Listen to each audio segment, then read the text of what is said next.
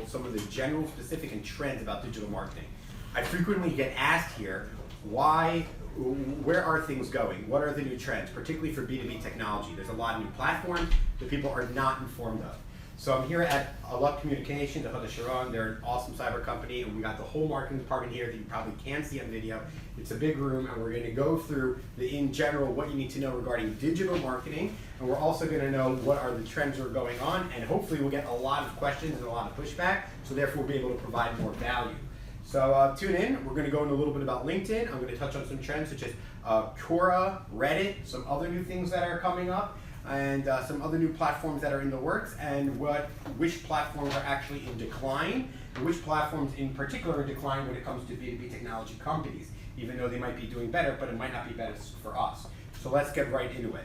All right, so my name's Yoel Israel. As I told you a moment ago, I'm the head of Wadi Digital. We're a B2B marketing agency in Israel, and we focus specifically on B2B technology companies with a strong focus also on cyber.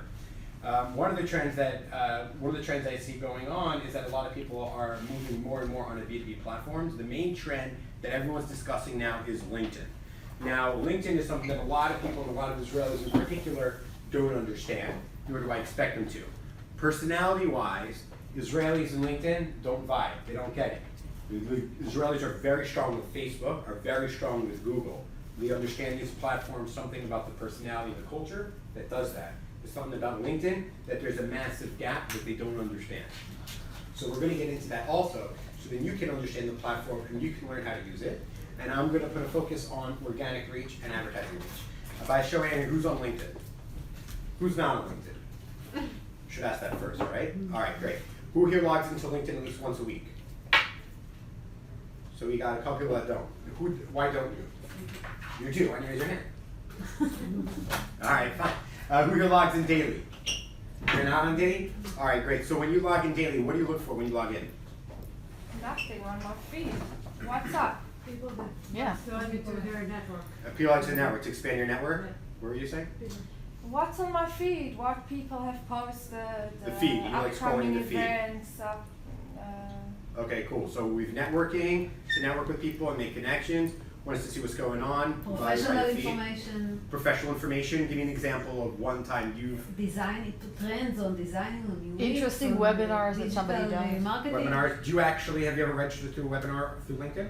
Like you Can't saw remember. a post or an ad and you click through and you registered? I think I have. That's how I got to you guys. You filled in the I think I filled the form. So this on is the- how it works. It's conversion. Yeah. The ROI's already, that's what's done. Also, like consulting within professional groups, Right. like asking questions.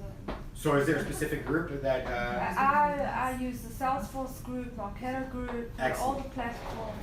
fantastic. And how do you find the communication there? Because we're going to touch about groups. Groups is underdeveloped. I don't even know the word. Exactly. I think in Israel, as you said, I think the Facebook groups are better than the LinkedIn groups. There's more collaboration, more people Volume. there that answer, and more value. In LinkedIn, the groups are maybe a bit. Yeah, no, LinkedIn groups got issues. We're working on it. We'll get to that. So let's talk about trends for a minute, right?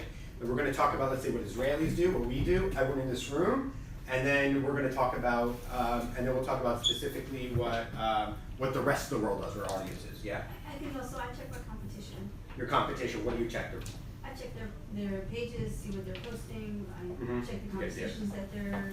Do you check any profiles of your competition? Yeah, I look at leaders. And what do you look for when you search for? Well, if I'm helping to build my leaders as thought leaders in the community, I want to see are people that are in their milieu. What are they posting? Are they posting? Are they talent magnets? How they're leveraging LinkedIn. All right, so you've taken a look at the competition. What would you say so we can share so everyone here can learn about our competition? What do you see that they're posting? Well, I think it depends on the profile of who what. If they're smaller companies trying to look bigger, if they're larger companies that are doing it just so they can put a V, it varies. Do you think larger companies do it more just to like check off that that we're like doing social? I think there are some larger companies. Yes, they don't get it. Right. I think many of them also are now realizing the need to build employer brands and are using LinkedIn as a talent magnet area, not just as a lead gen area. Right. And I think, really depends on the organization. Okay, great. So we'll dive into that too. So right now we have conversations for your business. Where are the conversations taking place? Either you as marketers, for you to learn more, and also more importantly, where's the conversation taking place to reach our target audience, our decision makers, our influencers, so we can receive more leads. So those that are having conversations, we said you're on Facebook groups, right? You're on Facebook groups. Anyone else here using Facebook groups? Excellent. And what groups are you usually? Are they marketing groups, or are they more in your or is it more for the company? Personal hobby. Personal, hobby, yeah. Right? Personal groups. Yeah. So you Professional groups. use it for professional reasons, such as? In English with other digital marketers ask questions. Got it. So you communicate there. Anyone here involved in a WhatsApp group? Personal Okay. or professional? So you took they raised your hand and you threw up at the same time. That's when the breakfast get cold. All right. So what's wrong with WhatsApp groups? They're annoying, too much of them. But you can, Yeah, silence them for a year, but still Right. you get alerts. So you post whatever they want. What's another word for that? It's a 4-letter word. Spam. Spam. We're gonna get to spam. We're definitely gonna talk about spamming because that's a big difference between Israelis and the rest of the world, especially if you have it on your sales team, if you have your SDR, and we're using Sales Navigator, which we'll also touch on. It's very important to understand how not to spam people. You can literally destroy any opportunity that you might have and any goodwill you have that you might not even know based on you posting content, but you then go and spamming someone. So we'll get into that. Great. So we got WhatsApp. Everyone hates it, but you use it. You see something funny, right? So clearly there's an opportunity for something, a better way to communicate. You have Facebook, but we're getting a lot of personal hobbies. Another thing is that you often don't see it in your feed, right? You can choose to see them first, but then it's just too many posts. The reason why we're using hobbies now, Facebook is a B2C platform. So it's good for you as individuals when you're trying to connect to individuals or consumers, but it's not right for you if, let's say, you're really trying to work on it professionally and you're trying to connect to your end user or organization or company. It's a great way to see what other marketers in your industry are doing, but it's not a great way to actually be able to, let's say, reach and engage with your audience. Beyond Facebook groups and WhatsApp groups, what are other ways that you feel that you communicate in the community, either in your personal life or in your professional life? Instagram. Telegram. And what, Telegram? Mm-hmm. So let's start with Instagram. And how do you communicate? Where's the group is centralized around what in Instagram? No group, just follow. Hashtags, right? My wife's a big Instagram user. Mm-hmm. So what creates groups are actually hashtags. People often use hashtags. That's how you get a lot of your views. We'll get to that for LinkedIn and for other platforms also, and how they don't work for different platforms. And then, so there are groups around that. So you're not actually, your Instagram is not a community where I can speak to the community, right? You can't reshare posts on Instagram. It's like a tag or a keyword. It's not really Exactly. So you can just view the feed, but you can't interact, and anyone can be on that feed by just using the hashtag. So you got to keep that in mind. So in addition to using hashtag, the best part about Instagram hashtag is to go as focused of a hashtag as possible, because often the bigger and greater, wider the hashtag, the more greater and wider and not relevant the audience and not relevant the actual post that you're seeing. So you need to be able to discover these hashtags. There's no way to discover them other than going through, find a hashtag that's relevant, see what people are posting, see what other hashtags they're using. Same goes for Pinterest, which has a lot of marketing. Right. Pinterest is also good. I'll get to Pinterest in a minute. There's one way Pinterest differentiates itself from everyone else. And then real fast in hashtags. Hashtags on Facebook don't work. The reason is that most people are saying that it's not public, their posts, that only their friends or their friends' friends can see. So therefore, if you're using a hashtag, if I'm not in your network, or let's say even your friends' friends, then no one's seeing it. Also, when's the last time, who here in the last week, let's say, searched a hashtag on Facebook? No one. You have? No, not on Facebook. On Facebook, no one has. Last month? No one.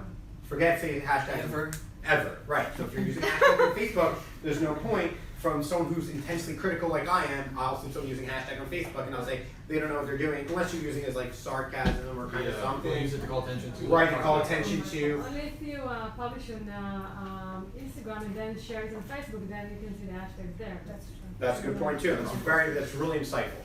Excellent. So let's talk a little bit more. So we went over Facebook hashtags, we went over Instagram hashtags. Let's talk about LinkedIn hashtags. It's under developing. There are great communities there. Within each page, actually let's take a look at Allot. Let's call you guys out. You guys, every person has, every company can choose three hashtags that's associated with them. You're just under Allot, right? Here we are. Telegram. So let's see what you guys have. Here's your hashtags. You get 3. So you got network security, cyber security, and mobile security. Now, cyber security, 58,000 people. What do you guys think about that hashtag? It's probably like broad. It's too broad, right? A lot of competition there. Well, you can do, there's a lot of competition, that's fine, the competition's there, but the question is that you only get 3. If you have unlimited, then you should keep it, but you get 3. Now, when people come to your page, let me go with you as a member, not as admin, so you know what people see what it looks like. This is what other people see, all right? So when people, by the way, I love your branding. When people come to your page, you want to know what you do. Cybersecurity doesn't say anything. Network security does. Mobile security does. Cyber doesn't. So we want to update this hashtag. Just Home as a way. secure maybe. Say it again. Home secure maybe. Exactly, home secure. But you want to make sure that there's a community there. In addition, you should almost always be using these hashtags first. Second, you should be following, and you'll see in your homepage, you should be following these hashtags. Meaning you should go in and see the newsfeed of people that are using them. Because what you might find, not just one, you'll see obviously what your competitors and other people in the industry are doing, but also influencers, influencers in our space. We'll also find what our decision makers and other people are also using it. Maybe they're looking for a solution and using a hashtag. You know, so it's very important. From there, it's a great discovery tool to find other groups that people are involved in and things of the sort. Real fast on groups, on LinkedIn, it still needs a lot of room for improvement. Generally, people don't see it in their feed. I am seeing some notifications. Someone posted to this group that I'm in, that I'm also a connection with. I'm starting to see that. So I see the trend of LinkedIn groups is starting to roll out more and more. So that's an active space that you want to be in. Take 5 minutes a day to share some content on groups, just so you can be there, know what's going on. You got your fingers in the pulse, and you're ready to launch when you're ready. What is the benchmark for number of hashtags to be used? You can only have 3. You can only. Why do they do it? Like, what's the advantage of doing it? My thing is because they don't want people to go wide and do everything, and you want to stay focused. But now, in addition to, these are your this is ways of you're saying, these are our communities, but it's what your way of saying, it's like extra ad space when you're going over like a Google Ads SEO. It's more, this is free real estate. This is what we do with 3 bullets, put it that way. Right? This is our differentiation. This is where our community is. This is who we hang out with. Right? So this is what you're saying. Someone comes to your page, right? You guys have almost 12,500 followers. A lot of people are coming to your page. So we want to be able to showcase this. Even if you're not using it, we want to be able to showcase it. Cool? Any questions? What is the Insights Premium? What is Sales Premium? Sales No, Navigator? Insights Premium. Oh, Insights Premium? It's a premium feature. What it shows is, you should totally be doing this when your salespeople, I'm assuming, if they have, it shows your employee count, what percentage of them is broken down. So you see in 6 months, your 3% growth, 1 year 4%, 2 year 7% growth. And then I can see, so let's say I'm looking to, I would love to work with you guys. Let's see their marketing department. Let's see how big it is, right? So you got 4% of your big company here. You know what I mean? Your average tenure, which is pretty damn good in my opinion for the industry, is 5.1 years. I find the new hires who are seniors, my connections are, I mean, it's But that's only for you if the user has premium, right? the individual, yes, I pay for LinkedIn okay. Premium. Right. So it's like $85 a month or something like that. Java, so these are, right, so there's a lot here. Let me go back. And there's a lot more. And as you can see, the research that you can do on LinkedIn from the comfort of your chair is unreal. We can do market research that doesn't, and you can see trends just by hanging out on LinkedIn. So let's get back to LinkedIn for a minute here. All right, so we've got, these numbers should be updated as rapidly growing, 500 million professionals, it's actually almost close to 550, 600, and all of our decision makers, influencers, CXO suite. So like, if you want to be able to reach, so who here is in traditional marketing? Doesn't actively do digital. All right, So, No, not more, I would say. what? I'm not doing digital. It's very interconnected, a lot of people. It's, touches A little bit. Okay, who touches it the least? Define touch, right? How many? Tell me, who's your target audience? Give me a persona individual. Chief technology officers and service provider. Okay. And what is your position? Product marketing. Product marketing. How would you, as a product marketer, reach those individuals? Create content on our website. We post things. We have webinars. But how do they see the webinars? How do they see the content on your website? Oh. How do you get them to see that? Don't know. You don't know. Right. Okay. What about you? What's your name? I'm Seth. Seth. So how as right? Did I say it correctly? Yeah, that's fine. Okay. How are you able to how are you able to reach your persona? First of all, I'm reaching journalists and analysts. Journalists and analysts.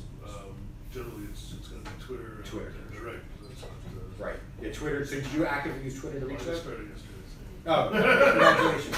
Yeah, Twitter, journalists, media, political junkies, which you can just like filter those out on Twitter and use it. Yeah, that's it. That's right. That's it. Got it. All right, great. So Twitter is a great way to reach them. So you see now the importance of digital marketing. Now you say you're putting out the product and the information that they need. How do we get it to them, right? That's what the digital marketing. Exactly, right? So if it's, how's the saying go? If a tree is falls in the forest and no one's there to hear it, it didn't make any noise. So that's why you need digital marketing. Because now we're going to take that noise from the forest, we're going to have that tree fall right in the office of the individual that we want to reach. Right into their phone when you're looking at it, right in their LinkedIn and LinkedIn's audience network, which is radically growing. Right then we're going to reach them directly. And that's the important why you need to understand why you need to be using LinkedIn more actively. All right, so just a couple things about LinkedIn. I'm going to go into other platforms too because I'm talking about differentiation between platforms. It's essentially focusing on LinkedIn. So it's the number one platform for white collar professionals. We all agree. I'm not going to, right? It's a great way to mention career, opportunity, your network, the professional platform, and most importantly, unlike everything we also discussed, Facebook, Instagram, even Twitter, Pinterest, no cat videos. No pictures of your kids, none of that. Few. I've Few. seen some people don't get it. They don't know how to use it. Yeah. So like, I took my daughters to do a lemonade stand and I posted on LinkedIn and talked about entrepreneurship. See, you can work it in.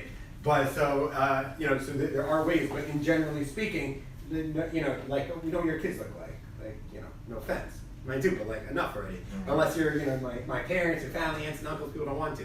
That's a good use for WhatsApp groups. So it's the best way in order to reach them, and what you don't have, like you said about what sucks about WhatsApp groups, is we don't have noise. We don't have crap, we don't have that 4-letter word that we all hate, that we're gonna get to even more, is spam. Don't spam people. Marketers don't spam people. Even salespeople shouldn't be spamming people. Okay, so here's a little bit of an idea of just the target audience. It's far more detailed than this. This is an older screenshot.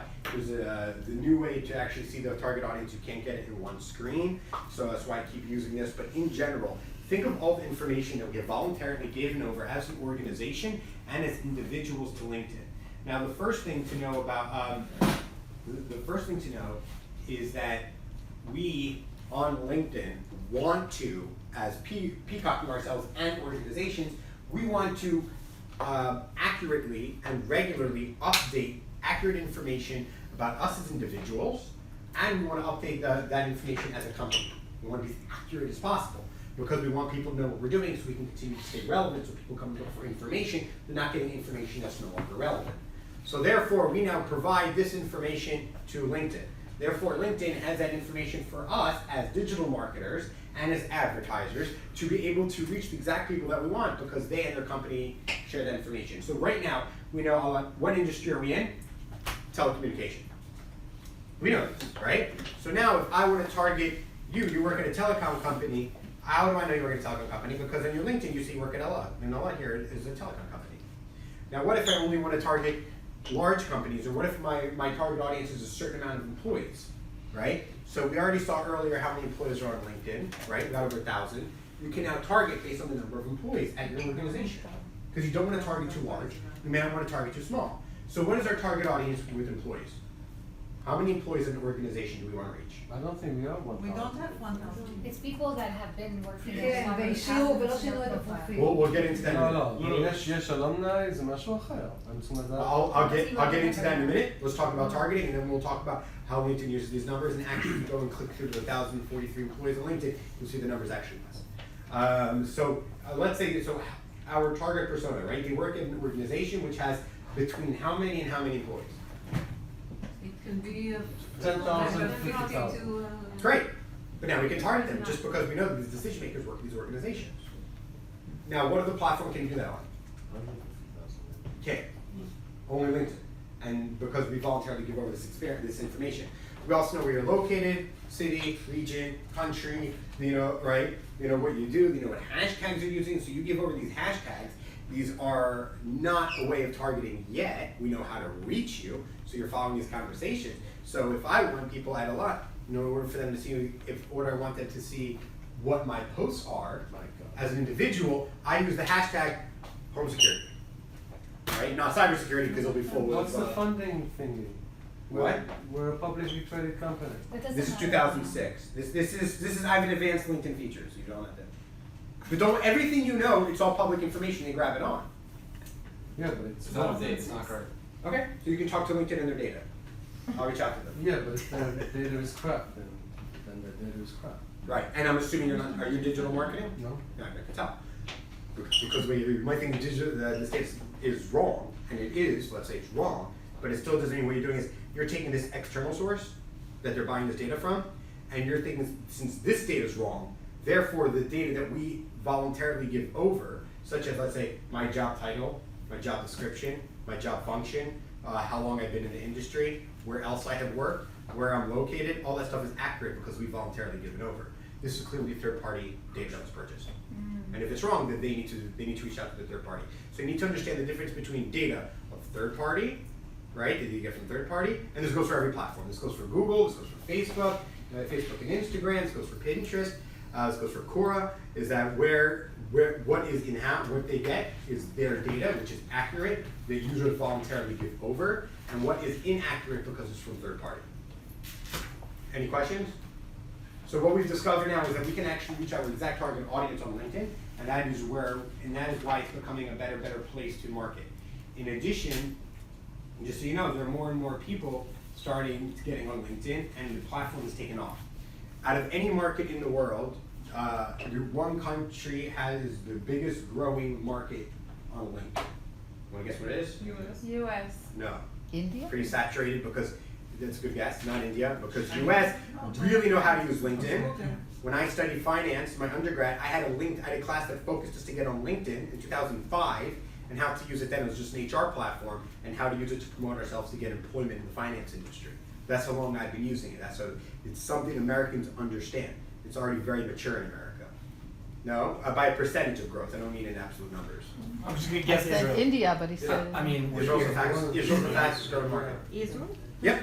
We're also known- Are we For considered a B2B market? companies. by percentage or by? Very By small. percentage growth. גלובליים, הם התחילו... That's true. By companies advertising on LinkedIn. Yeah, it happens. Advertising and marketing from the company perspective. It's just as the last round. And it mostly comes from more and more of us are using LinkedIn, but more importantly, as the startup nation, and being a huge tech hub, all of these companies are starting to understand that they must be on LinkedIn, both as individuals and as organizations, and must be using it organically and must be using it for advertising. No exception. And they understand that, because that's where your audience is, because that's where the Americans are that you're trying to reach, and the Europeans. Where your target audience, that's where they are, that's they can target them, and that's where they spend their time. And as they spend their time professionally, not in other platforms we discussed. So it's definitely somewhere where you want to go. So, all right, so this is for, all right, so who here is from digital marketing? Again, raise your hand. And we got some products. So how many different, let's talk to product for a second, then we'll see how we can tie it in. So you have things to promote. You said you might have a blog or webinars. Now you have multiple blogs? Multiple blogs, webinars, white papers, Right. videos. Great. So these are products that you can do. So these are carousel ads. You might be familiar with them on Facebook. If you don't use LinkedIn, it's basically you can use up to 3 to 10 cards. There's square images where you can swipe through them. The interaction rate is very high. A lot of time is spent on it. People like to see what you're doing. So now we know we can target our audience Don't question, sorry. No, that's Is fine. LinkedIn independent or they owned by Facebook? Or They're owned by Microsoft. They're bought up by Microsoft for billions of dollars a few years ago. Which, by the way, would bring us to Microsoft also owns Bing, which is a search engine. So now they've used their AI and their data from their search engine to see what people are in market interested in actively searching for in a search engine. And now that they're using that data as advertisers and marketers for us to use on LinkedIn. And you might think people aren't using Bing, but when I just logged in here, they brought me to MSN or Yahoo. But guess what? It's powered by which search engine? Bing. And who gets that data? Bing. And they buy that. Microsoft buys data from all the search engines, so then we can use it as marketers. So you might think no one's going to Bing.com, and that'd be correct. No one is. However, Bing is served also on DuckDuckGo, which is now like I think like the 45th most trafficked website in the United States right now or something. So I mean, you know. DuckDuck is the alternative to Google search, right? DuckDuckGo is a search engine that specifically focuses on. They're very much into privacy. Thank you. they don't collect data? Like I said, it's an alternative. Correct. You should check them out. DuckDuckGo.com. It's a great search engine. Yeah, I know. They're all good. Bing is also a great search engine.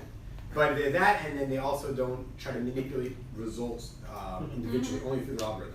Yeah. So, I mean, Google's come under immense criticism from many groups and many individuals because of their privacy concerns and because of them messing with it on there. Also, for SEO and marketers, now you have that dialog box. You ask a question on Google. It used to that they'd send you to results pages that are accurate so you can learn more. Google will give you the answer. Now that takes up all the real estate in the search engine result page. So therefore, you're not able as marketers to be able to showcase your knowledge on a certain topic when people ask them. One of the many reasons that as marketers we're starting to look for new trends, such as Bing and other search engines that provide Bing ads, on ways for us to show up. So support, even though Google and LinkedIn are the behemoths, they have the scale, and there is our greatest opportunity.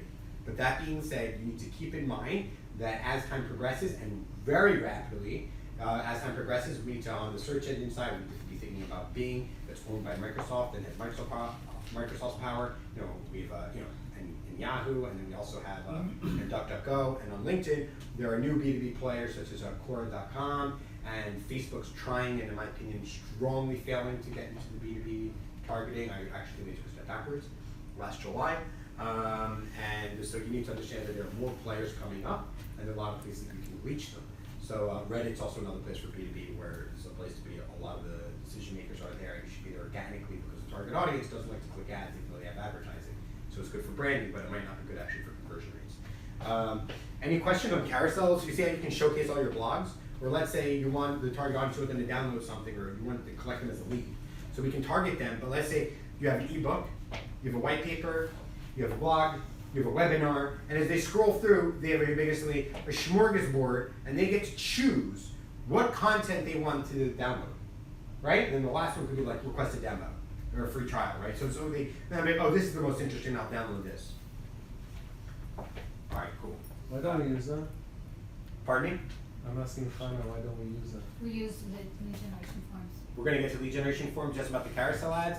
Carousel, only certain people have access. You can use it for advertising, and that's something that we'll be introducing as we get more budget. Our biggest restraint now is our budget for LinkedIn.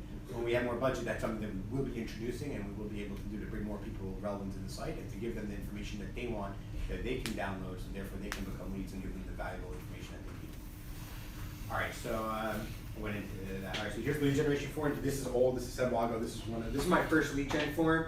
I set up 3 years ago. This is mine personally, and this is one of the ways that our business has absolutely soared because of the use of this. And this is probably the one thing that's really been amazing for LinkedIn, and they're making a lot of improvements here. In short, you've seen an ad like this. This is a local view, just so you understand. Right? You've seen an ad like here. You're an Israeli B2B startup. Now I'm targeting Israeli B2B startup, right? You're in Israel. You're in B2B. I choose your industry, telecom. You're a startup, number of employees, let's say it might do. And that's it. So you guys would see the ads, your decision makers, and then I'll only show it to the marketers, right? Fill out a form for free digital marketing review. Now, when this is brand new, this is hot. And then they're taken to a form. And here's what the form looks like. As you can see, you load it, and you have free startup, funded startup, free marketing review, only targeting funded startups. Yeah? Question? No? Okay. And submit your free review. Now, if you notice here, compare this form, you click it, and this is a form immediately that you see. Now, what is the difference between this form and the form on your website? Somebody's actually looking for this. It's more accessible. You don't Smart. need to go outside of the platform. That means it loads instantly. You don't have to leave the platform. LinkedIn rewards you not leaving the platform, as all social media companies do. They don't want you to leave. You stay on the platform, you see more ads, they make more money. So they ads like this, so they want you to see it. Why else? I guess it takes the values from the LinkedIn, right? You don't have to type Less fields. more. Yeah. Yeah, we have that on Information our is website accurate. forums as well. You, Sorry. Ann Smith, says she works at Sales Corp and gives her, in order to have the app, needs to give her mobile number and her email in order to sign up. So the information is not just accurate, it's also, they provided it before. This is the value that we provide with this information. This isn't third-party information, this is accurate information. And now you have all the information, so conversion rates soar. It loads immediately. It's not too much text and images. The image they automatically grab from they automatically grab it from the ad itself. So they see the correlation. And conversion rates are much higher and you get all the information immediately and accurately. But it's not connected to Marketo. Well, they do have an integration, but Marketo, if you're listening, you gotta work on their integration. They're having bugs. Usually these campaigns are more Because expensive. if it stays No. within LinkedIn, you know, how does that I mean, benefit us? the We wanna lead know. generation campaign. No, the per click, for a post that looks like this in your newsfeed, a sponsored post or dark post, they're called sometimes on Facebook, it's the same per click. לתוך הדף של מרקט. Say again? There is a button that on regular landing pages that says sign up with LinkedIn. It's called autofill.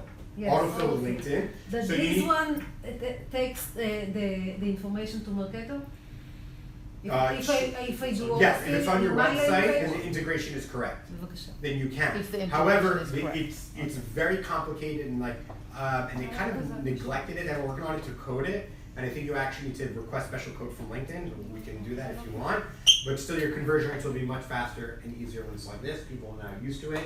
So it's a great way to do it. We do webinar sign up? טכנית זה לא. Yes. You can sign up for anything. מספיק, גם יש בעיה. You can sign up for anything except for some exceptions. I have some clients where they've a platform, and so to do the free trial, we immediately want to take them to the platform, and so that integration needs to be on the website. We can't do lead gen form. We would love to, but we can't.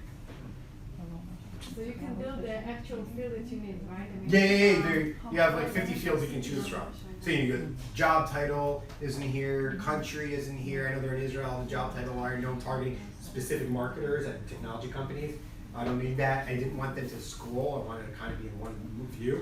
When this came out, by the way, this was only in mobile. It wasn't a desktop. They actually rolled this feature out on mobile first for a year and a half, 2 years before they Can you add an attachment? So exactly. So submit here, and then you take it to the thank you page. As soon as they click submit, right? No, I mean if I want to Download. No, No, she if I wants to want to submit an upload, attachment. like use it for HR, for example, for recruitment. Give me an example. CV. For recruitment campaign. Oh, you want them to give their CV? Yeah. Ah, so there's something called LinkedIn Jobs, Yes. which is much cheaper for HR, and they're actually just rolled out now. New HR targeting. There's dynamic ads, which is a picture of you and the company that you want to work with on the side of your LinkedIn. But there's a thing called LinkedIn Jobs, which is a very fast way to collect resumes. It's 1-2 clicks. And instead of them even, and not just that, you also have all the LinkedIn profile information uploaded. And as marketers, if you're trying to attract marketing talent, if their LinkedIn profile is not up to date and not accurate, in my opinion, I think that's a no-go. If you're in a B2B company, you shouldn't work with someone that doesn't have an accurate and updated LinkedIn profile. If they're in the market to look for work, if they haven't gone through that, then you can only imagine what they're going to do much harder. Yoel, our biggest challenge with the LinkedIn lead gen forms is because of the email. Because we committed ourselves to sales to assign them leads with business emails, okay? And all our forms have the hard coded on them that you can only fill in. Now here in the LinkedIn lead gen form, you can request them to give you their business email, but what happened was in the previous campaign, we got only Gmails and personal emails. So how do we overcome that challenge? Excellent. So I asked this specifically when LinkedIn was here. They flew in from Dublin a few weeks ago, and I asked them a bunch of questions. This is one of the questions I asked them, that everyone's bitching that if you put your work email, many people don't have their work email on LinkedIn because they signed up, let's say they're unemployed or out of college or out of the army, so they're using their personal email. They see their LinkedIn is associated with them as individuals and not as their company. Therefore, if you ask for work email, You can ask for a private email and work email. If you get work email, therefore, maybe 50, 60% of them can very well be private emails, depending on your target audience. Usually the more senior you go, the more likely you're also using, and they're active LinkedIn users, the more likely to also have their business emails often. I see that correlation. Now, to solve that, I told LinkedIn, I suggested when someone says they switch companies, tell them, you don't have to make it mandatory, at least request that they fill in what is your work email. They said they want to keep it as an individual. They thought it was a great idea, but it was more like focused on the individual than the company, because their goal is for you as an individual to be using LinkedIn as much as possible. From job to job to job, so it's kind of something that's going to stay constant. So Well, you should always have your private in addition. So I have both. I have my private email, and then I have yoel@wadidigital.com. I have both. Yeah, but then That's it's your yourself company, up to spam. That's, Correct. it's one of the places I can say, okay, well, I know I really won't get spam because everyone knows they're getting my Gmail and not my company mail. So if you look But here, as you an notice individual using, I can you put can it edit. before. You can edit, even though it's populated. You see it's got a line, and if you put your finger on it, it has like the blinking cursor. You can edit your contact details, but not anything else on the form. Yeah, no, but I think that's, from LinkedIn, I think it's a smart branding move that they let the user feel, oh, we're protecting you as an individual and not opening you up to spam. Well, they don't give them a right. I mean, they may not I care, but understand. that's As an how I feel. advertiser, I'm biased, Yeah, and I want that information. of course. So, and everyone's complaining about this. People came up to me later, great question. I know everyone has this problem. All our clients have this problem. They want more work emails. Now, I don't know, I'm going to answer her question. So what can we do if we only want work emails? We're discussing this We're in gonna email this have morning. a mandatory field. Mandatory field. So in addition, you can add other fields here. You can have drop down, you can have bullets, you can have a mandatory checkbox for GDPR. You now I need don't that. understand, sorry, mandatory field meaning, So here we'll say work email, and then it's blank, and you actually have to manually enter it. okay. Everything else will populate. But it doesn't mean that I can't put in a Gmail. Correct, but you'll get a much higher percent. But they can do that on your website too. Oh, your website No. probably No, blocked we're Gmail, blocking Hotmail, it. or- I don't want to, we don't want to invest a big amount of budget on paid media on LinkedIn, and then these leads cannot become MQLs because we've got hard coded that any email that is not a business email, that is Yahoo or Gmail, will not ever be assigned to a salesman. Right, so first off, I understand what you're saying, and I understand your concern, it's legit. You should know you're in the same boat as everyone else. That being said, what I'm gonna say is very controversial, and probably gonna piss some people off in this room, is that sales need to stop being so picky, because I don't get this from other people. They want and they request, and we put in the private field. But if you have the perfect target audience, everything about them is accurate, their personal email is accurate, and it fills in their mobile phone number, work phone, everything's accurate. Oh, I'm not gonna touch it? It's like a little, come on, you become a little too enterprise. You gotta send those emails. And besides, if you're collecting phone numbers, you should start with a phone call first. At least a couple of them first. Your first touch should always be to get their voice, so you can, say, hey, I see you filled out a form on LinkedIn on, last Thursday about this and this. Tell me about my download it or whatever. On email, they just see either it's full of email and spam. That would require inside sales. Yes. Which Yeah, we don't have, and therefore. I can connect you with someone who's very good if you guys need them. Happy. Yeah, but I also think, what are the actual, we're not talking about hundreds of phone numbers, we're talking about hundreds of relevant leads. How many did you get in your last, from the last campaign? We got 70, okay, 70 that filled in the phishing webinar. And we didn't invite them to the webinar because they put in personal emails? No, what do you mean? No, Of course they were invited, but now they're gaining scoring, okay? Most of them, 80% are Gmails. Right, so what? So you're just gonna throw them out because sales said so? The detailed information, let's keep, this Sorry. discussion. Sorry, My apologies. okay. This is on Please, LinkedIn Live, isn't it? Right. take Cut us me out. out. Who knows? No, so your concern is No, it's everyone's just concern. important for me to Shall we allow our pause the requirements. live thing? But there is no, the only requirement is say you write business email manually enter. If that's what you need, then that's what you have to do. Can we pause the live and have a discussion? What? At the end? Well, yeah, not pause. It's in beta. If it wasn't in beta, then hopefully we would be able to. And at the end, I'll tell you things, we can shut it off, and then Okay, a little bit of remarketing, just, I'm sure, who here does not know what remarketing is? By show of hands. Never use it, you're not sure, right there, okay. Who here does not know what retargeting is? Question. That's the answer's subjective. And if I ask both, you get different hands. Okay, remarketing and retargeting. You can market to people like any other platform by hooking them by people who've actually been on your website. They've been on your website, so for example, you might want to you can market and exclude people. So let's say people have been on our website we want to target, but if we came to our careers page, we want to exclude that target, right? Because they're not relevant. So that's one way to target people. Also, if people went to you, we have enough traffic, if you go to the blog page or the resources page, they're much more relevant than if they came to your homepage. So these are other marketing opportunities you can do. In addition, there's retargeting. You can upload email lists, including ones you get from the forums, including private ones. And if Microsoft/LinkedIn are able to associate it with a LinkedIn profile, we can target individuals with our email list. So this is a great example. What is we have lead scoring. How many points is MQL? 80. 80. How much is the gated content? How much do they get if they download a white paper? 30, I think. Yeah. Okay, we'd say 30. So 30. So therefore, anyone from between 50 to 79 points is one download away from an MQL. Correct? So we would take all those emails from 50 to 79 points. We'd upload it as a matched audience in LinkedIn, and then we just target them with something very easy for them to download, so therefore we can bump them over to MQL. Now we've increased opportunities. But then again, when you try matched emails, Yoel, you say match opportunities. I upload these emails. These are email business addresses. Right. Most of the people have private email addresses. So how does it know how to? Because Microsoft, first off, there's a match rate. So let's say even if you get 50% match rate, 40% match rate, those are still 40% that we'll be using. It doesn't mean you don't do it. But keep in mind, Microsoft has big logins. They have a lot of logins for other things, yada that, and they're able to sometimes, using their data, associate this person's email address, personal email. You know what I mean? And then this person's work email, and they're able to associate them. Especially, remember, Microsoft owns Outlook, which is like the B2B platform. So they have a lot of data to do it. But even still, let's say if you get 40% match rate, you know what I mean? If you upload, 5,000 people that we can get over the finish line, we get 40% of them ours. We get 2,000.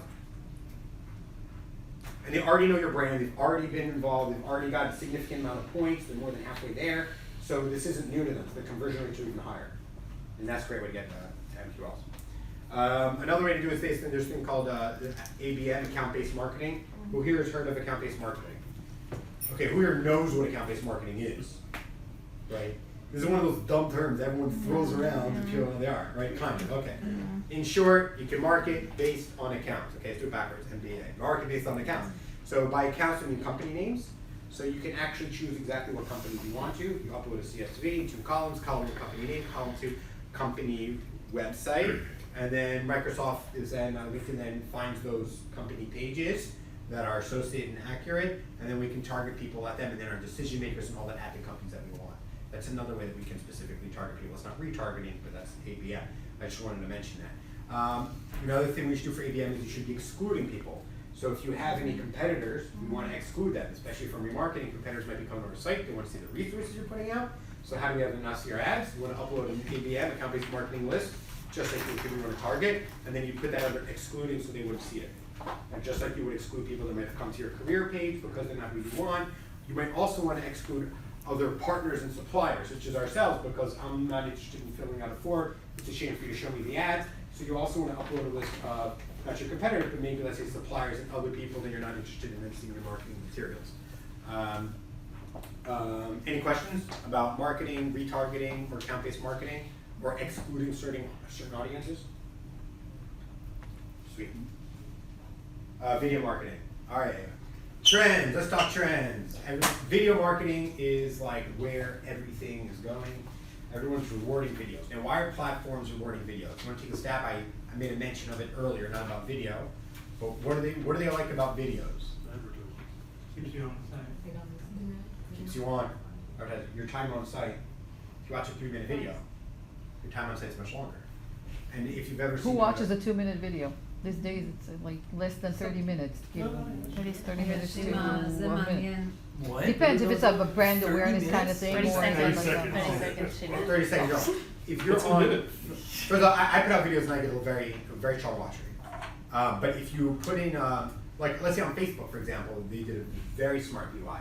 If you actually watch a video, let's say you go to a profile page of, I don't know, let's say a soccer player or a football player, and you're watching some video about football or something, and then immediately, as it ends, immediately another video starts. It's not relevant, right? They're keeping you on. That's what YouTube gets. It's annoying. That's what YouTube gets you too. The automatic watch Like now. YouTube. YouTube at least gives you like that 5 seconds, 10 seconds to hit cancel before the autoplay. You can also shut off autoplay. You can't shut off autoplay on Facebook. It also Also, says- then in between them on YouTube, which is by Google, and Facebook, they play ads. In between them, so you might watch Yeah. 3 organic videos, right?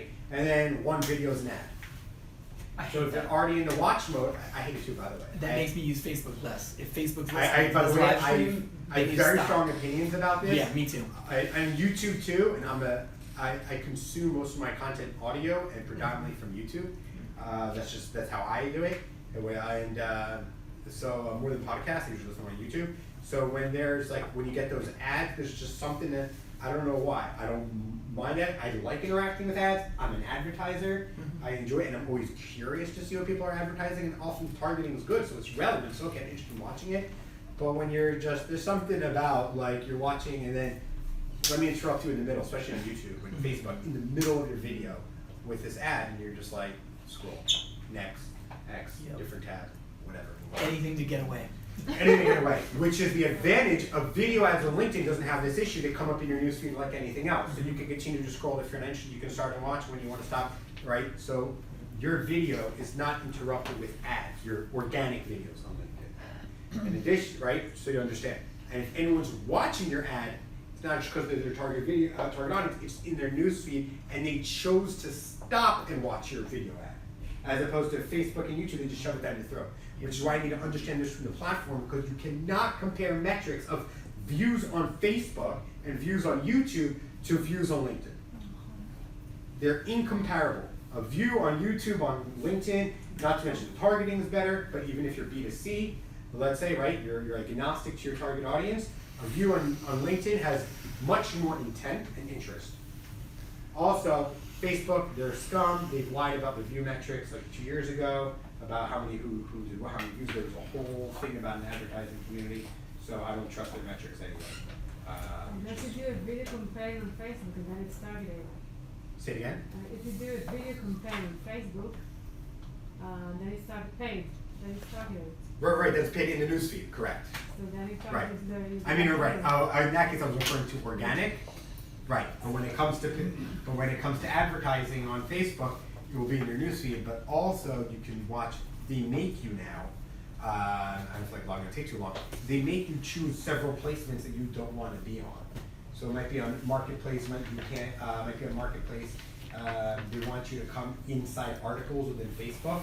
You can, if you click on articles, they want you to host it in Facebook, and then they can show you ads there. That's what Facebook's been doing a lot of. So they might make you place your ads where you don't want. So they'll make your ads also show up in between organic videos.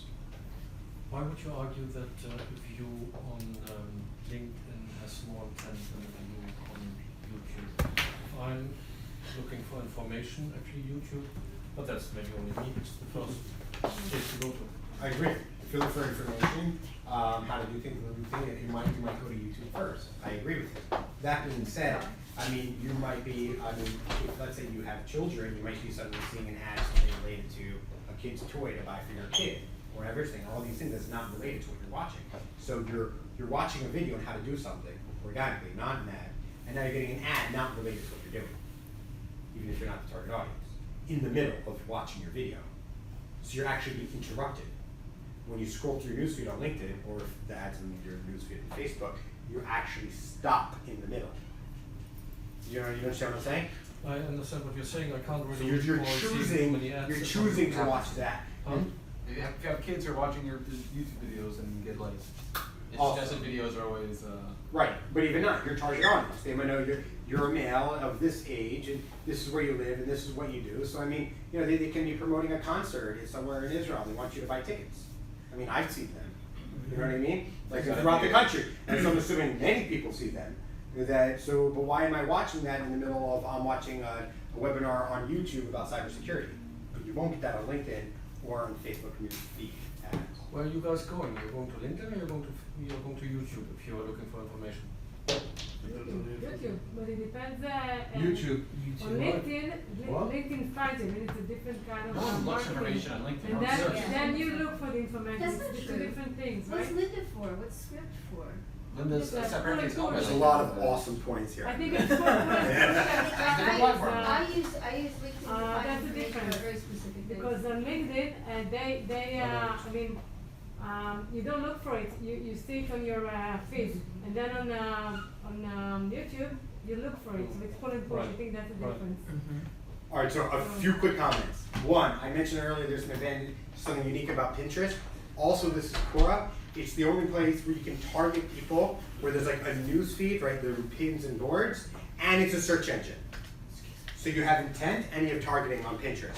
Same is true for Quora.com. If you're familiar with Quora.com, Quora.com. Everyone pronounces it differently. Quora. You call it Quora, whatever. Don't ask Canadian, it's something Quorum. else. Comes from the word quorum. Yeah, oh, there you go. I've been in this country too long. And if you go there, you search for answers. It's a question and answer platform. So you can target people. We're going to talk about Quora for a second. You can target people based on their interests. You can target people based on actual topics. So these questions fall under certain topics. So this may be a topic of cybersecurity, home security, right? You can also then, so you can target individuals that way. But then you can also do general remarketing. You can also upload your email list. And now there's something unique. You can, a couple things. One, imagine someone's asking a question directly related to what we do. We can have an ad show up exactly there. Not just that, now a month ago they rolled out that if anyone's viewed that question, so obviously they're your target audience, but then they're anywhere else on the platform, they can then see your ads. You can cookie them on their questions. Now they've also rolled out that you can answer a question and you can pay for your answer to be the first one. Starting to see, so now we have intent. People searching for an answer to something. Does that ruin their relevancy or their first answers, paid content? Which is why platforms have something called quality score, relevance score to make sure that it's relevant. Okay, you should want the best answer. Correct. So for example, if someone searches for Allot, we will show up first paid very Let's say sponsored or whatever. Yeah. But our competitors can also be bidding on us, on our terms. Even if they're bidding 10 times we are, they'll still show us first because our quality score on Google, which is a relevance score, let's say, is 10 out of 10 because they're searching for us, the ad says that, the domain says that, the website says that. It's very high relevant. We're giving them a good experience. But then our competitor, their ad can't show our, because it's a trademark violation, nothing has anything to do with our brand, and vice versa when we bid on competitor brands. So therefore, they'll pay more per click and will come up under us. Yoel, who is the personas or industries that usually use Quora? Excellent. So the target demographic in general, white-collar professionals that are in large urban cities on the coast of the United States and Canada. Yeah. Just so you have an idea. But it's changing, it's expanding, it's trending downwards and outwards. So it's a great way to go and learn. If you have a question and you want to answer it by professionals, here's another great thing, it's also the advantage of LinkedIn, is that you see a picture and a person, it's a real person. When you go to, let's say, Reddit or another thing, there isn't like there's no human behind it, or Twitter, God forbid, right? The anime. Right, anime or Twitter or an egg or whatever. I think what's cool about Quora and Reddit is different than other ones. You can downvote crap answers. Correct. And Facebook and other LinkedIn doesn't have downvote. Quora you can. You can, yeah. Reddit also Right. you can. Oh, yeah, So all the garbage gets. Because it's a forum or question and answer platform, as LinkedIn's not. Yeah. LinkedIn's a social networking platform.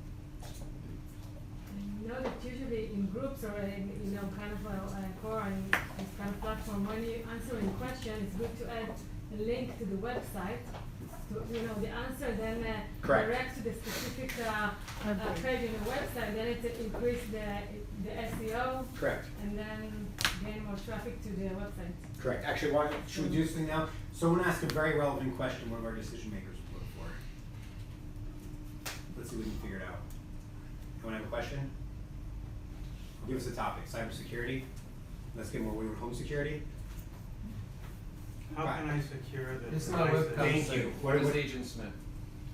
guys? One of you guys. How can Well, I actually how specific. can I check if someone is eavesdropping on my baby monitor?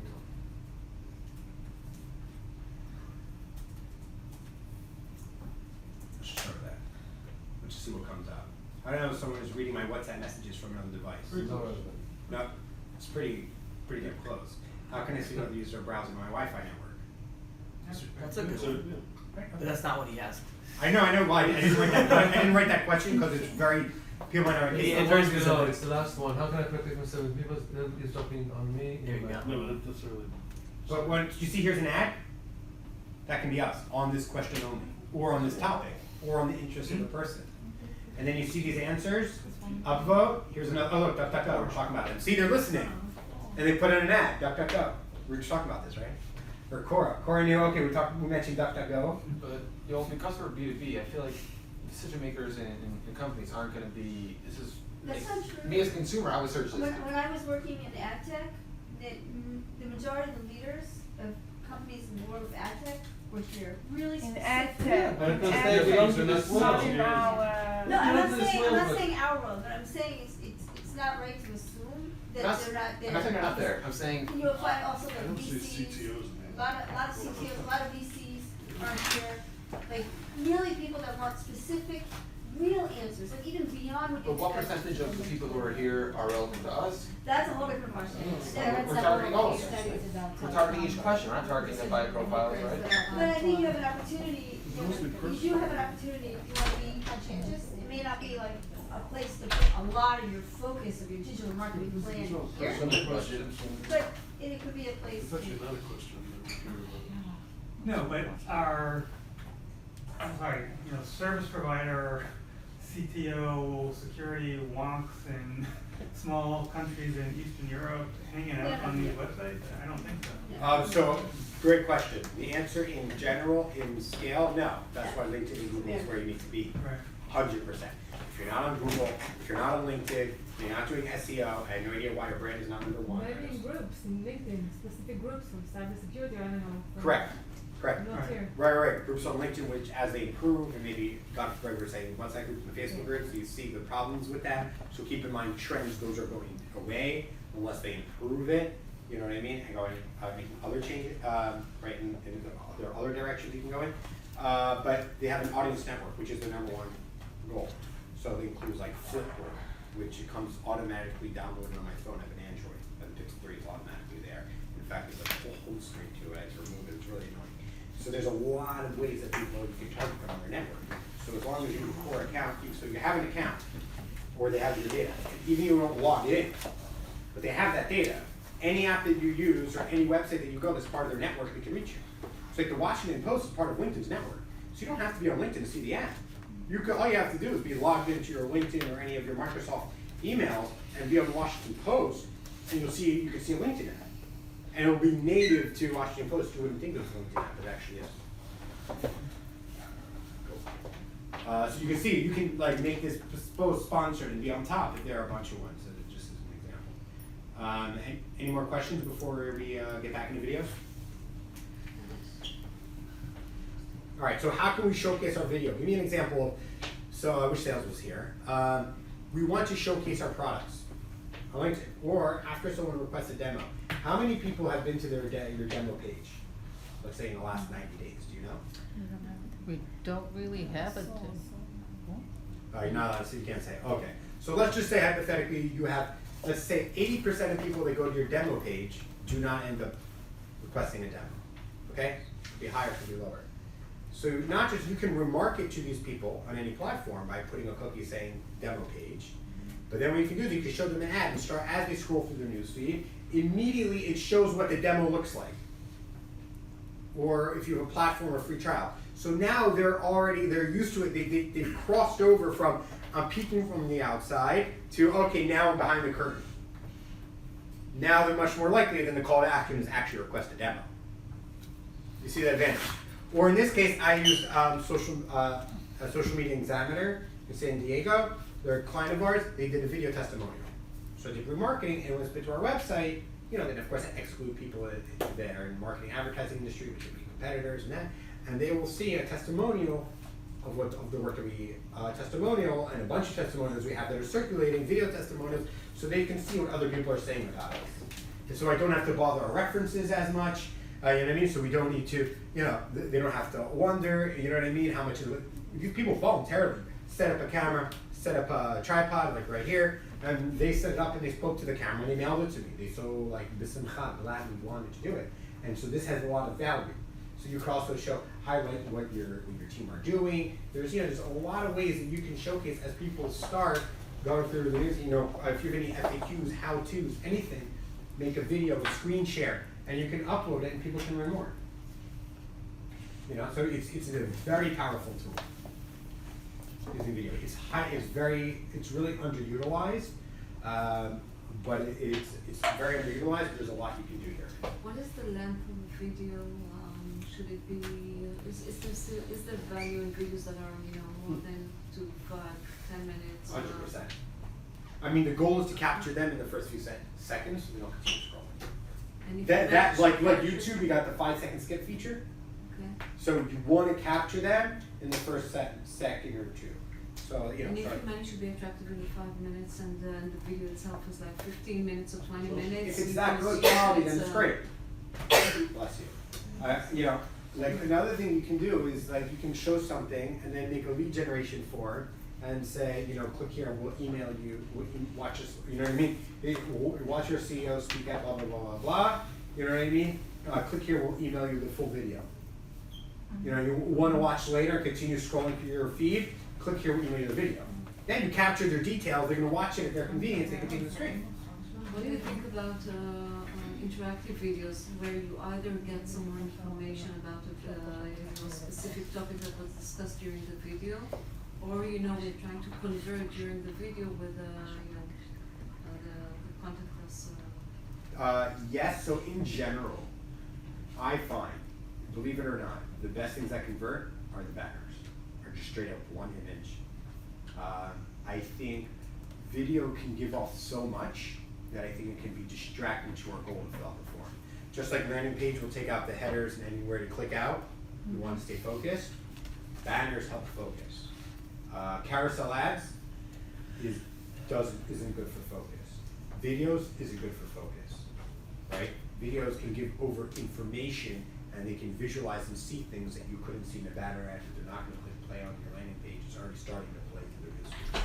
So I don't think it is not the best. Method in order to be able. It's not the best method for lead generation, but you should still do it. I mean, I take video ads. I'm speaking at Ad Tech, Content Israel. I talk about LinkedIn ads, and I have that. And I have it connected to the form, but it's really more for branding. Any more questions on video?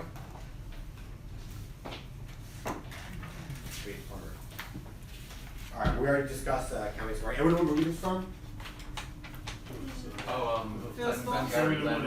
American Ross, ABC.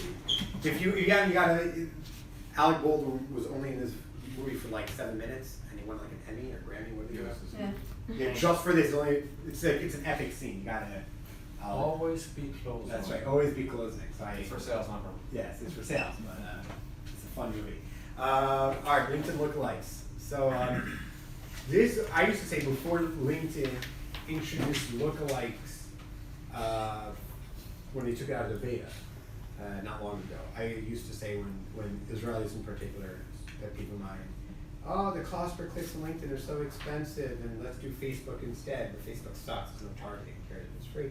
There is one advantage to Facebook. If you have a large email list or a target audience, you can make a pretty good lookalike, right? LinkedIn didn't have lookalikes, but now they do.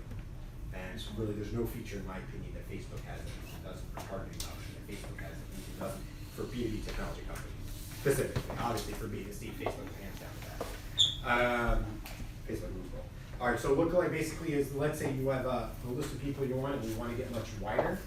We want to find other influencers and decision makers, or we want to make a splash in the industry. We want to reach a larger audience. Lookalikes is a great way to take a very small audience and being able to, let's say, 10x it and reach many more people that are similar to them. In addition to this lookalike, you might be worried that what if the lookalike is in a country I'm not interested in?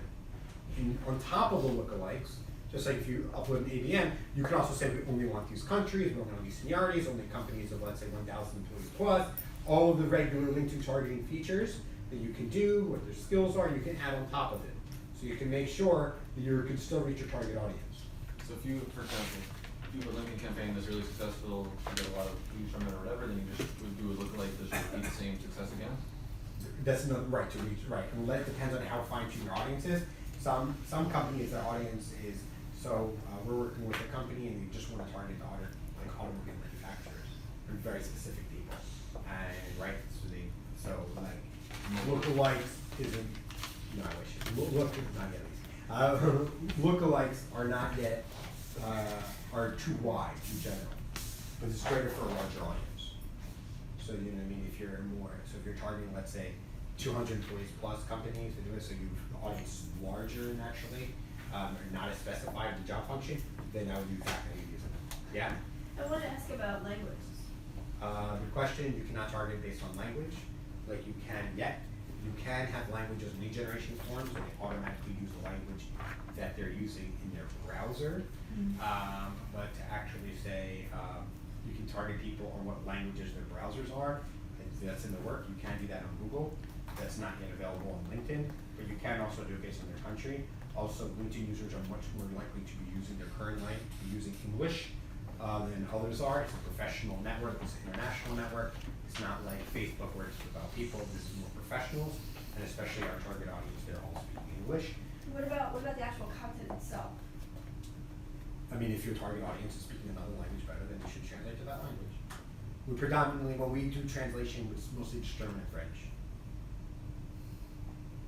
Usually. And beyond that, everyone else does or not, or, you know, it also depends on doing localization. If you have different parts of your website for different countries, let's say, in addition to doing SEO for that, you decided to translate your website because it's imperative for it to speak that language, and therefore you should have corresponding ads for those languages. Really for Japan, Say it again? You have some things in Japan. And your target audience doesn't understand English in Japan, don't read English, or might ignore that in their feed, then therefore you should translate. Yes. Are they on LinkedIn? Your landing page needs to be. Yes, everyone's also. Last 5 minutes. Sure. I'll just finish up then. Here's a couple stats and we're done and I'll take any questions.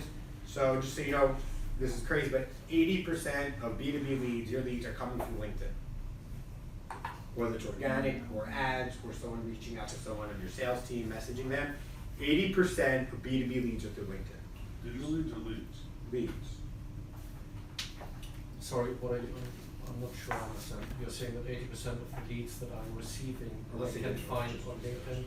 Because I don't think, because you can't track them. Say 80% of leads that come from LinkedIn, the platform. I can find them on LinkedIn. Digital. Digital pay. I find them on LinkedIn, they're not coming from LinkedIn. It's through LinkedIn. So they can message, they can be messaging you on LinkedIn, they can be filling out a form, they can do lead generation forms, it's mostly from ads. They can then go click to your company website, to your LinkedIn page, and then go to your website. That's through LinkedIn. The source is from LinkedIn. What is Could- that You mean from, that's the from the benchmark? world? I'll send it to you from after. Of the world, of the. I think it's for B2B. I'm not sure. It's a great question. I'd like to know because I'm sure someone else will ask me that in the future. I have the studies. I'll pull it up. I'll email it to you, and I'd like to know myself. So the question is, this is the benchmark, the 80% comes from, the B2B comes from LinkedIn, this is the benchmark, that's what you mean? No, not that it's a benchmark. Just in general. Look, some industries might be 50% on LinkedIn. Some it might be 100% on So LinkedIn. what is the 80? What is 80%. So the other 20 probably Bottom coming line from. is it's a lot. Yes. The other 20, let's say the other 15% is through Google for B2B. Another 5% is probably Facebook, Quora, and other digital marketing things, Reddit, right? Whatever it is. Just to say, okay? So 40% of marketers say that they have sourced a customer from LinkedIn, specifically a customer. A marketer will say this customer came from LinkedIn specifically. And 90% of marketers leverage LinkedIn over other platforms. I want to know who these other 8% of people are and they should be fired. That's my opinion. If you're not using LinkedIn to leverage it, and Yeah, it's a great way to distribute content, as you see 94% of people are doing. So we're done for now. Any questions about LinkedIn digital marketing, trends, what's old, what's new? Any questions about marketing, where you should be as individuals, how you can promote the company through yourself, about algorithms, more organic? I'm happy to discuss that also. Yeah, yeah, we'll shut off the live and we'll do personal questions. Is that, anyone have any general questions? Yeah.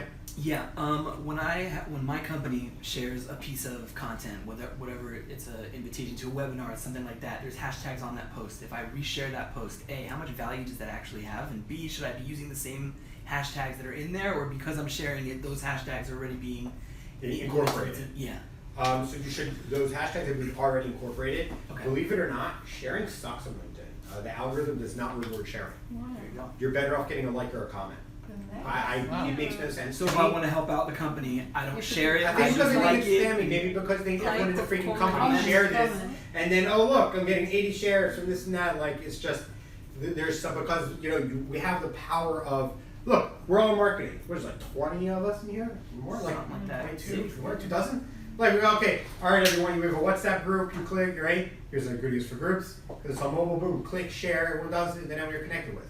One, you shouldn't you lose followers. They'll just stop following you. Yeah, but you don't have the time to create new content for your newsfeed, Right. so it's better than nothing. So I can't tell you why they do things. I can speculate, but likes and comments go much further because it will say if you're connected to me, right? And I posted, and then I liked it, and you'll say, oh yeah, Yoel liked Hannah's post. Right. Which is important of connection and growing your network because if let's say you're connected to her but not me, and I like the post, you're not as likely to see it in your feed than if you're connected to both of us and I like her post. But if I'm connected to both of you and you like her post, I've already seen it No, because you're I'm not. connected to her. How many people are you? How many people are you following? I'm not saying everyone. I suggest to, I'm just saying, okay, fine. If I can, we can stop for So let's say if you're following, if you have 500,000 connections, you have 5,000 followers, not seeing 5,000 Right. people's posts. Okay. On Facebook, you're not seeing all the posts. But if like 17 people in my network are interacting with one post, LinkedIn's more likely to show that. Correct. Your Got it. probability of seeing is more. I'm with you. And after all, how much are you scrolling? Maybe you're seeing 20 posts a day. That's how much you scroll. Or 4. It's a supply.